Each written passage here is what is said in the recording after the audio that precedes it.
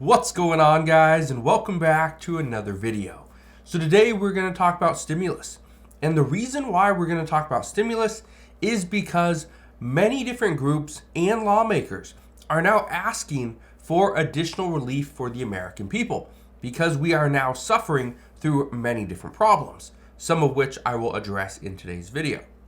But one thing that you need to keep in mind when it comes to additional stimulus is how much could we get? How could this stimulus actually look? Will it be a stimulus check? Will it be child tax credit payments? Will it be a boost to the cost of living adjustments? What will it be? Well, here's what I can tell you. We are still in the infancy stage of all the discussions.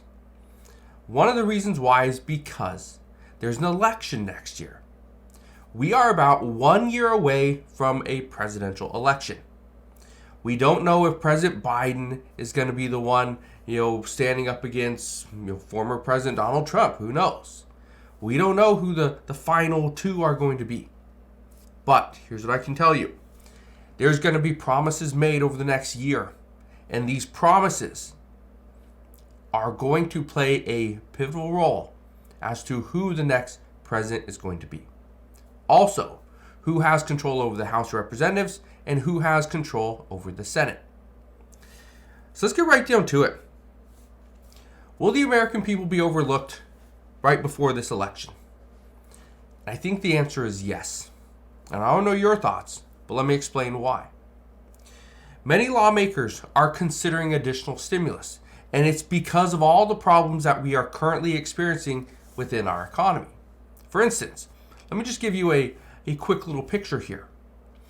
Delinquency rates for auto loans are at an all-time high. Yes, all-time high. In September, loans that were 60 plus days past due were at 6.1%. This is the highest it has ever been. The next highest was 6%. This was in 1994. And the second highest from there was 5%. This was in 2008. Both tough times.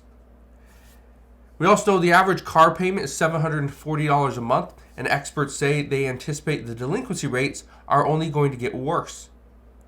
But it actually doesn't stop there. Also in the month of October, we learned that student loan debt, those repayments were going to restart with an average payment of $400 per month. When you think about just these two things, student loan debt and auto loans, that's crazy. It's over $1,100 in payments.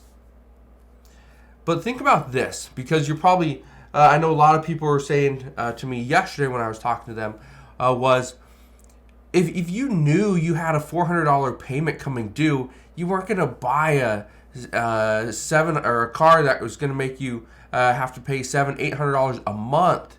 You wouldn't have done that this summer. And that's true. But you remember what happened back in 2021, even in 2022? Car prices kept going up because new cars weren't being manufactured, not at the rate that people were wanting them. People wanted bigger cars. People wanted to travel. They wanted all this stuff, right? Well, car prices started to go up. And I know many people that are paying $70,000, $80,000, $90,000 for a new car. For a new car. Guess what? Their payments are up there. About $1,000 a month. So if you bought a car, let's say in 2021, you bought a new car, and let's say it cost you $70,000. Yeah, you're going to have a $700 plus dollar car payment. So that was in 2021 because we were being told that student loan debt was going to be forgiven. That was a guarantee. And so now you have to pay your car payment, and on top of that, you're being asked to make your student loan payment. Many people aren't able to do this. This is one of the reasons why many people are now calling for additional stimulus. And it may be a child tax credit payment. It may be a boost to your Social Security benefits. It may be a reduction to expenses like hospital payments, right? Clinic payments. We may see more come out for things like internet, broadband, where we get some money off. we get $50 a month. We get something like that, right? Those are the discussions that are happening. But is there any truth to this? Could we actually see that stimulus check? Could we see this happen soon? Because I know many people are asking, can we get additional help? Because right now, they're struggling. They're not working as many hours. Their wages were cut. Expenses are increasing. Again, inflation is at 3.7%. So what could happen? Well, here's what we know. Many lawmakers are still asking for additional stimulus checks because we still have money out there. They're saying an additional $1,200 or $1,400 would be a huge boost to our economy, plus to the American people. Do we really need a boost to our economy at this time? Experts say no, we're doing just fine. Currently, Congress has allocated $6.2 trillion towards pandemic aid. But according to their latest report, they've only spent about $5.8 trillion. So they still have about $400 billion that's still just sitting around. And this is where lawmakers say we can use that. We can reallocate that money. But we have to vote on it. We need to make sure that we vote to where that money is going to be best used. Well, here's the problem. President Biden, he wants $105 billion. He needs $105 billion to send more money to Ukraine, about $60 billion. He wants to send money to Israel. He wants to send some money to Taiwan. He also wants to deal with border security in his way. And he wants to deal with disaster relief. And he wants to give some money there. It's $105 billion. $60 billion is going to Ukraine. Experts believe that this is not even a starting point for Republicans. They're not even going to entertain the talks on this. For one, it's $105 billion. Two, the majority of the money is going to Ukraine. He's tying Ukraine, Israel, Taiwan, border security, and disaster relief all together, which is going to be very difficult as this war between Israel and Hamas as it increases. So what I can tell you is this $105 billion is going to be a discussion, but it's probably not going anywhere. Here's the other thing. We currently don't have a Speaker of the House. As of this morning, I'm looking at multiple articles here where, here's one right here, says Republicans unveil 9 candidates to end House Speaker deadlock. This is from yesterday. But just this morning, I was looking at dozens of different articles. They're all talking about House Republicans choosing the next Speaker of the House. For right now, there are discussions between Representative Tom Emmer, Representative Pete Sessions, Mike Johnson, Jody Arrington. There's still Patrick McHenry, right? The list goes on and on. There's 9 Republicans that are currently being discussed for the next Speaker of the House. But here's the problem. Right now, Republicans are going to do everything they can to try to back the next Speaker of the House. They need to choose the next Speaker of the House. They need to do this immediately. Because in less than a month, on November 17th, the government funding bill that was passed, the short-term stopgap bill, this expires. The government is not going to have any additional funding after November 17th, which means right now, the government's going to have to shut down. If the government shuts down now, and just think about it, let me paint this picture for you. The government shuts down, let's say on November 17th. This war between Israel and Hamas, it's only intensifying. Look at this. This is from Bloomberg just this morning. It says right here, Biden talks with allies to stop Israel-Hamas war spreading. They're worried that this is going to spread throughout the Middle East.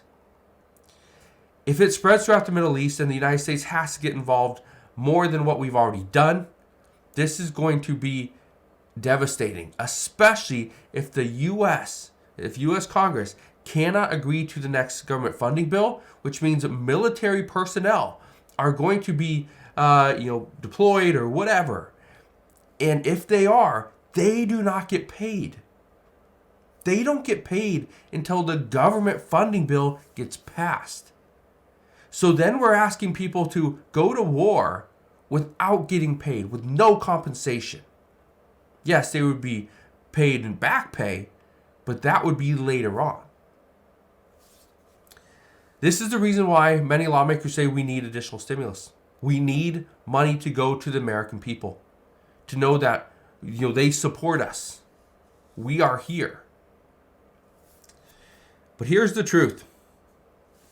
Could this happen? Could we see additional stimulus? The answer is yes. We could see it.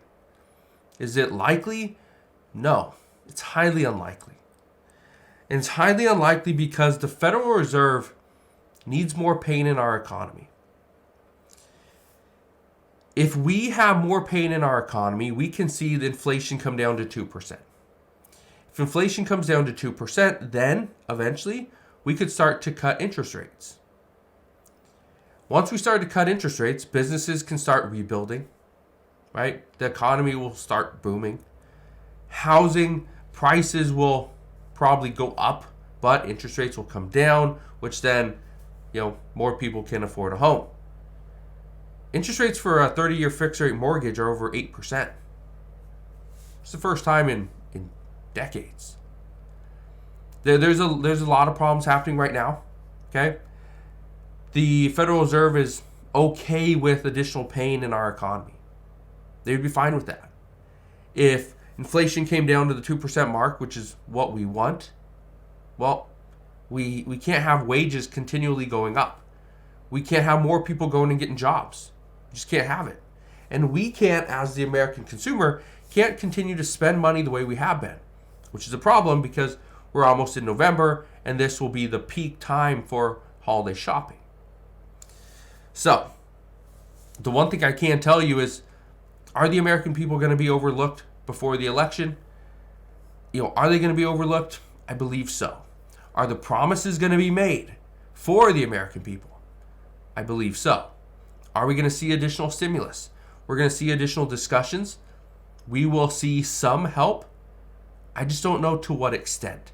I don't know how many people it's going to help, and I don't know if it's really going to put money in your pocket, or will it decrease your expenses, or is this going to be a promise to do something in the future? That, according to experts, is the most likely outcome. That lawmakers will pass a bill that will increase a certain income, whether it's Social Security, whether it's SNAP benefits, whatever it may be. They're going to do something to increase your income, just a little bit. But it might not happen in 2023, might not happen in 2024. It might be something that takes place in 2025 or possibly 2026. So, just be aware that is what's happening at this time. But as always, as I learn more, I promise I'll come back on. I'll share all the latest news and updates. All I ask is if you take just 2 seconds, go ahead, hit that like button, click that subscribe button, and I will see you guys on the next one.